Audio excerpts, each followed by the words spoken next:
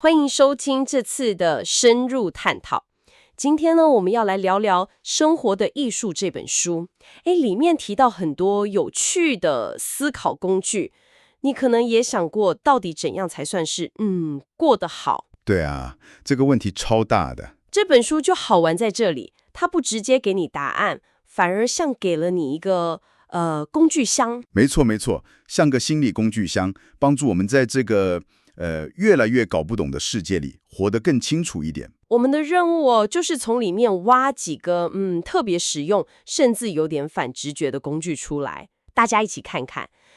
不知道你有没有这种经验，收到超速罚单当下那个火啊，哈哈，一定很不爽嘛。对啊，但书里提到一个方法叫心理会计。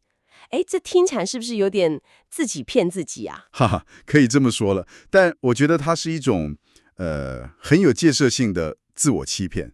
怎么说？你看哦，罚单的钱还是要缴嘛，这是事实，改变不了。但作者就把这笔钱从他本来预留要捐款的那个账户里扣掉，然后呢？心里就转念想，好吧，这笔钱也算是捐出去了。你看，钱还是缴了，但感觉是不是就好很多？真的耶，这样想好像心情就平复了。对，重点就是你改变了对这件事情的诠释，而不是改变事实本身。这招蛮聪明的。书里还有个例子，就是如果在比较穷的国家旅行，皮夹掉了啊，那个我知道。找回来证件都在，但现金不见了。这时候你怎么想？是觉得被偷了，然后气噗噗？大部分人可能会这样了。还是想成好吧，就当做善事了，给更需要的人，感觉心情会差很多。完全正确。事件的意义其实是我们自己赋予的。这个重新诠释真的是个很有用的情绪管理工具。这背后其实也跟一个叫做风中定律的心理现象有关。风中定律？对，就是说我们回忆一段经验印象最深的通常是那个最高峰，不管是好的还是坏的，还有就是结尾的感觉。所以书里提到作者他喜欢先把旅短的钱付清。为什么？就是为了避免在假期要结束的时候 check out 付钱那个心痛的感觉，毁了前面几天的好心情。哇，先把痛苦的结尾处理掉。没错，这样就能让假期的美好回忆比较完整。这招很厉害耶。不过这样一直想着怎么诠释、怎么感觉，会不会让我们太聚焦在某些事情上，反而忽略了其他？书里好像也提到聚焦错觉对，这个超重要的。聚焦错觉就是说当我们特别去想某件事的时候，我们很容易不成比例地放大它对我们整体人生的重要性。书里举的例子嘛，就是比较冬天在德国帮车子除冰，跟住在阳光普照的迈阿密。只看天气的话，当然觉得迈阿密好太多了。对啊，单看天气会觉得幸福感差很多。但仔细想想，如果把一整天的生活都考虑进来，像是塞车老板回 email 煮饭看电视，没错，把这些都放进来，天气的影响好像就没那么大了耶。对，作者自己也在迈阿密住了10年，结果他说，幸福感其实没有比较高。就是这样。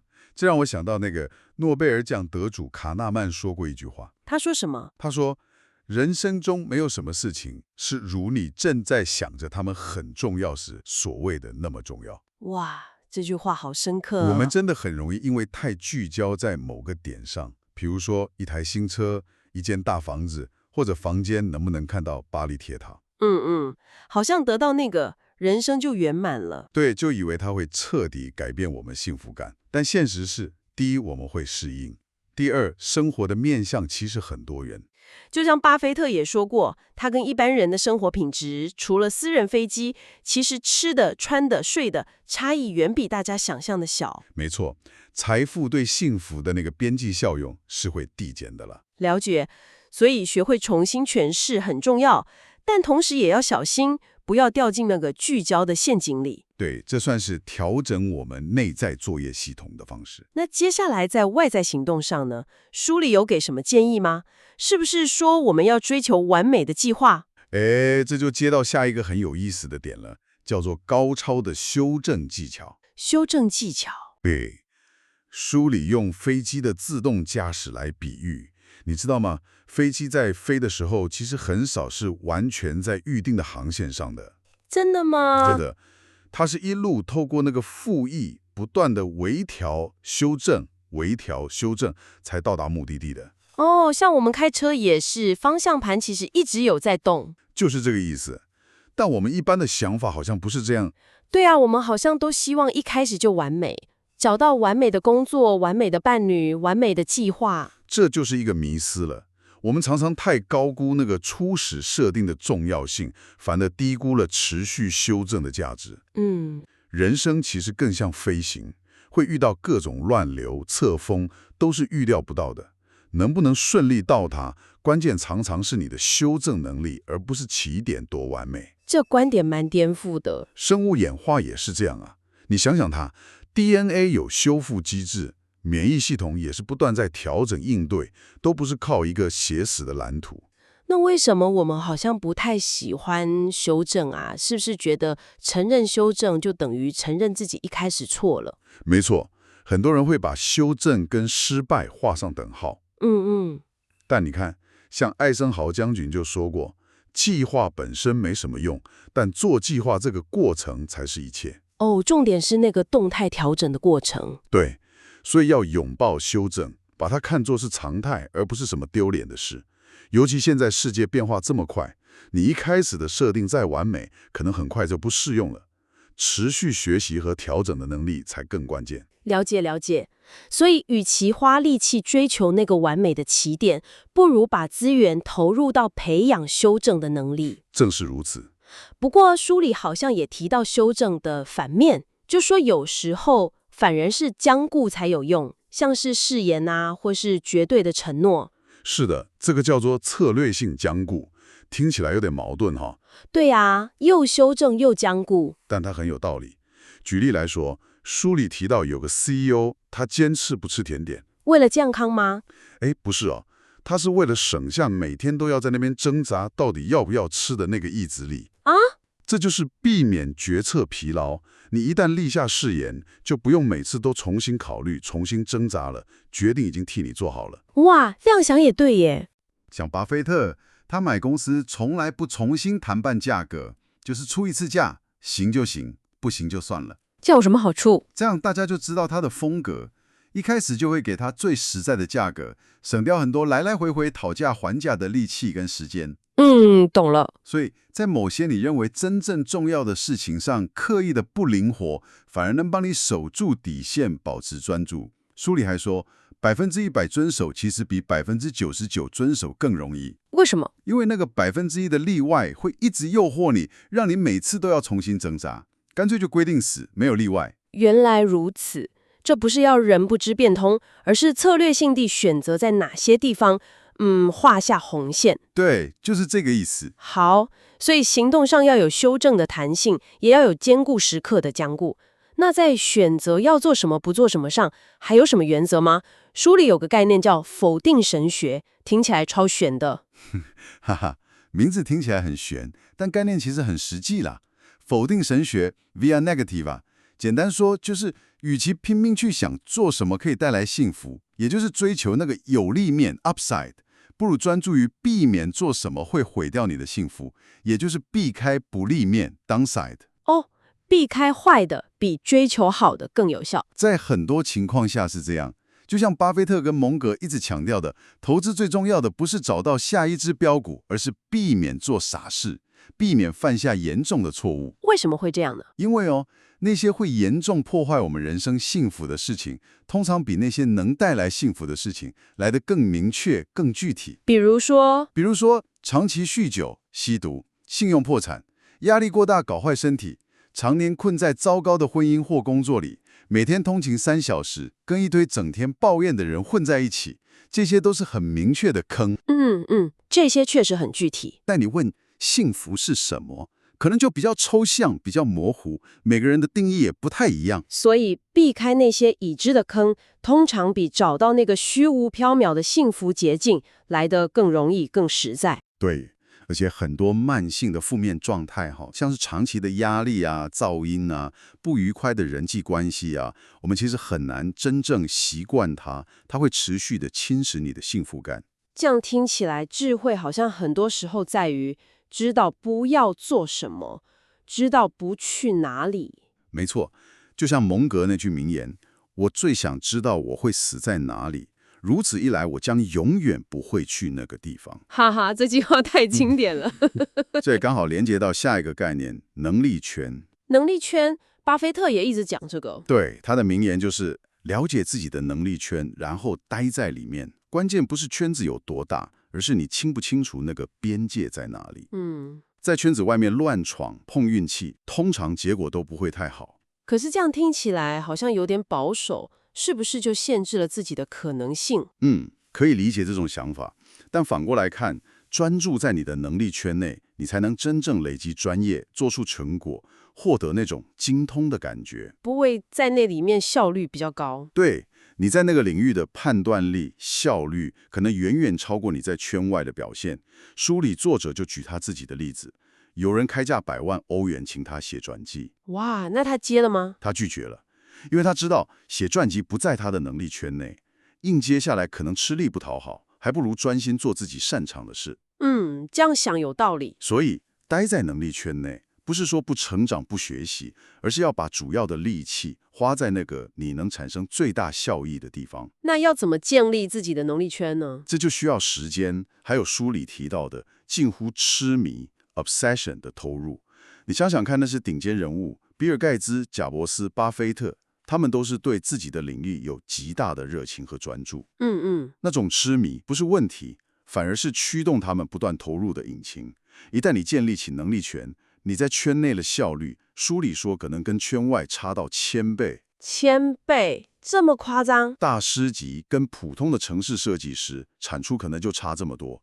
在圈内，事情相对可控，你比较不容易犯错。好，所以行动上的智慧总结一下就是拥抱修正，策略性僵固，避开已知的坑，否定神学，专注在自己的强项能力圈。没错。那接下来让我们来看看关于自我跟他人的关系，这部分感觉水也很深耶。对，这里面也有不少我们容易误解的地方。一个很核心的迷思就是所谓的内省错觉。内省错觉，我们不是常被教导要认识自己，听从内心的声音吗？对，我们常听到这种说法，跟着感觉走之类的。但书里提醒，我们其实没那么了解自己的内心呢。我们的内省能力可能比想象中要不可靠。怎么会？自己的感觉自己还不知道吗？你试试看描述你现在眼前看到的东西，比如桌子、杯子，通常很具体吧？但要你描述此刻的感觉，是不是就常常觉得，有点模糊，不太好形容？好像是耶。有研究又认为，从演化的角度来看，我们可能更擅长判断别人的情绪和意图，因为这对我们的生存、合作更重要。反而对于自身的内在状态，我们的感知系统没那么敏锐。哇，原来是这样。而且还有一个问题，就是内审缺乏修正机制。你说你感觉怎么样，谁能反驳你呢？没办法验证嘛。那怎么办？如果不能完全相信自己的感觉，那要怎么更了解自己？书里建议与其一直往内心钻去探究当下的感觉，不如多观察自己过去的行为模式，看自己都做了些什么。对，你的行动往往比你的感觉更能说明你是个什么样的人。还有一个方法，就是去问问你信任的朋友、伴侣，他们眼中的你，可能比你自己想的更客观哦。透过别人来认识自己。对于自己的情绪，可以学习保持一点距离，观察它，理解它，甚至可以幽默地看待它，但不用完全被它牵着鼻子走。书里有个比喻，把自己的内心想象成一个开放的市场大厅。市场大厅？对，各种情绪就像来来去去的鸟儿，会飞进来，也会飞走。你不必拥有每一只鸟，你只要观察它们或者忽略它们就好，甚至可以帮它们取名字绿色的麻雀是嫉妒，那只一直走过的啄木鸟是紧张。好好，这方法蛮有趣的。重点是轻松面对，不要硬压抑负面情绪，那样通常会反弹。要认真对待的是别人的情感，对自己的保持点距离，反而比较健康。了解，这也连到书里另一个观点，不要过度追求所谓的率真 （authenticity）。我们好像都说喜欢率真的人，但书里却说这是个陷阱。对，这点也很有趣。我们确实会说欣赏率真，但如果一个人真的毫无保留，完全做自己，把内心所有的想法、冲动、情绪都直接表现出来，结果往往是很糟糕的，想象一下，好像真的有点可怕。可能会很失礼、很伤人，甚至让人觉得很可笑。你想想，我们真正尊敬的，通常是那些言行一致、信守承诺、有自制力的人吧，而不是那些情绪失控、口无遮拦、想到什么就说什么的人吧。好像是这样，没错。书里就建议，我们可以学习像艾森豪那样，塑造一个第二自我 （second self），或者说扮演好自己的外交部长的角色。外交部长，对，对外展现出专业、可靠、稳定、信守承诺的那一面。这不是虚伪哦，而是必要的社会界面。把内心的那些混乱、矛盾、不确定留给自己和最亲近的人就好。把率真用在对的地方。没错，真正的率真应该体现在你信守承诺，根据原则行事，而不是放任自己未经思考的情绪和冲动。这层外皮反而能保护你，让你内在更稳定。懂了，这个外交部长的比喻很棒。那在跟人互动的时候，还有一个很常见的挣扎，就是很难拒绝别人。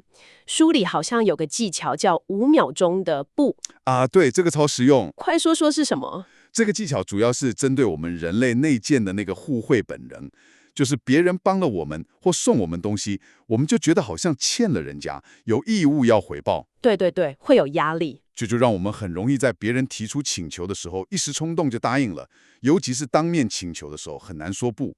结果答应之后才发现，哎，根本没时间，或者其实不想做，然后就很后悔。真的常常这样。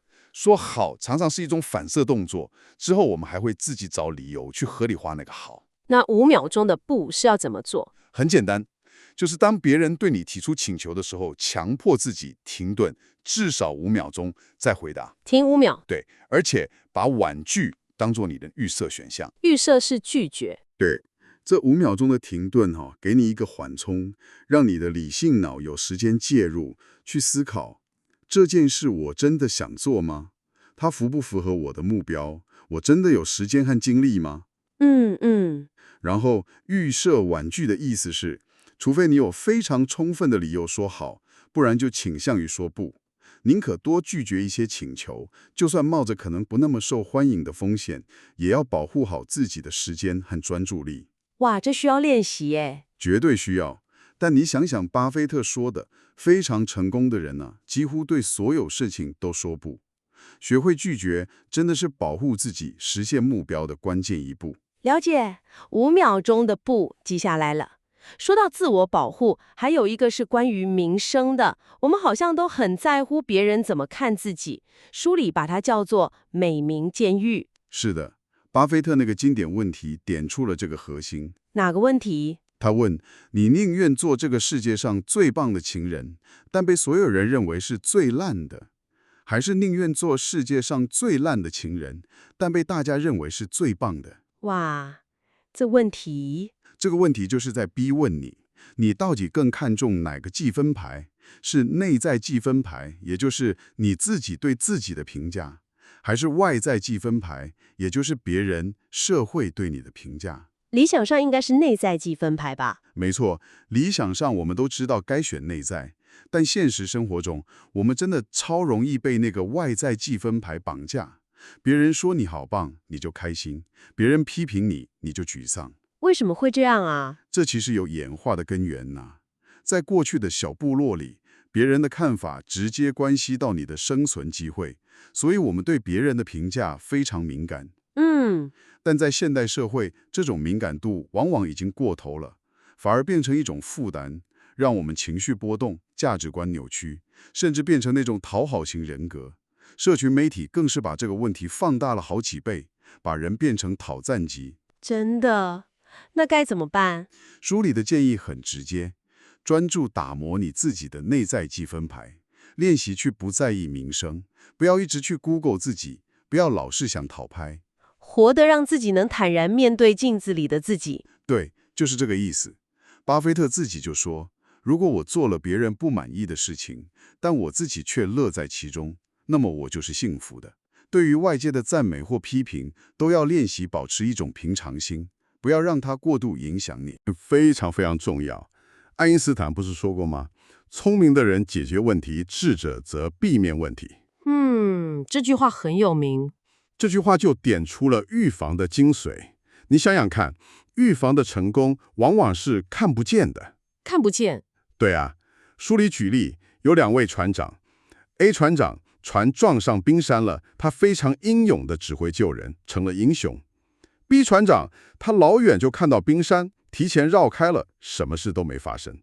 我们当然希望搭 B 船长的船呐。没错，但在现实中，媒体会报道谁，社会会奖励谁，通常是 A 船长，对吧？那个成功避开问题的 B 船长，根本没人会注意到，他的成功是无声的。真的耶。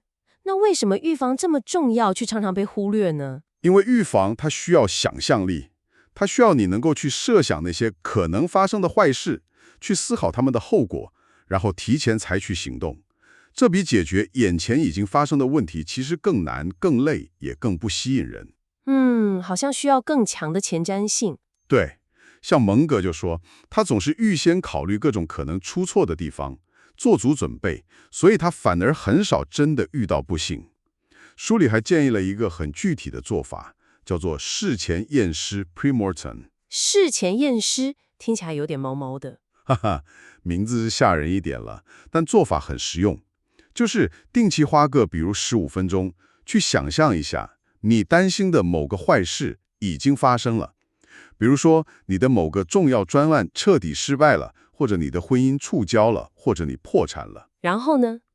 然后从那个已经发生的未来往回推，去分析当初是哪些原因、哪些环节导致了这个最坏的结果。找出可能的导火线。对，找出那些潜在的原因之后，再回到现在，思考你可以做些什么来消除这些原因，或者降低它们发生的几率。哇，这方法不错哎，等于是强迫自己去进行预防性的思考。没错，这就是一种把未来的风险拉到眼前来处理的练习。总之，记住，避免问题远比解决问题来得容易，也更有效率。智慧的核心很大一部分就在于这种看不见的预防工作。虽然它不酷，也不能拿来跟别人炫耀，但对于拥有一个相对平稳美好的生活，真的至关重要。好的，今天我们从《生活的艺术》这本书里面，真的挖出了不少宝贵的思考工具，收获满满。对啊，从一开始讲的用心理会计来重新诠释困境，然后学习像飞机那样拥有修正的弹性跟技巧。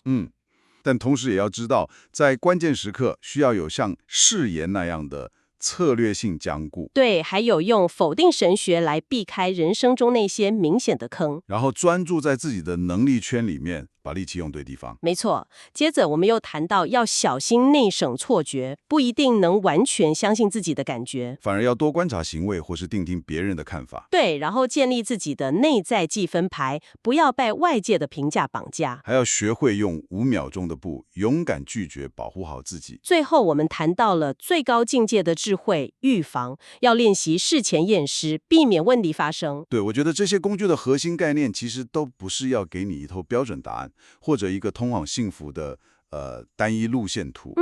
它更像是在装备你的心智，提供你不同的思考角度和应对策略，让你在面对生活里各种复杂情况的时候，能更清明、更有选择权、更自主一点。对，重点不是追求一个完美的状态，而是让自己拥有更多选择和应变的能力。没错。那掌握了这么多思考工具之后，真正的艺术或许就像你刚刚说的，在于知道什么时候该用哪一个，怎么去平衡它们。例如，怎么在坚守原则、像誓言、能力圈的同时，又保持开放和修正的弹性。这的确是个挑战。这就让我想到一个问题，留给大家思考：我们要如何运用书里提到的这些，有点像理性的工具，去打造自己的生活，同时又不至于让自己变得太过算计、太过功利，或者跟这个世界隔绝开来。也许最终的智慧就是带着这个满满的工具箱，勇敢的去体验和应对生活真实的样貌，包含它的不确定性、它的矛盾，甚至它的混乱。你觉得呢？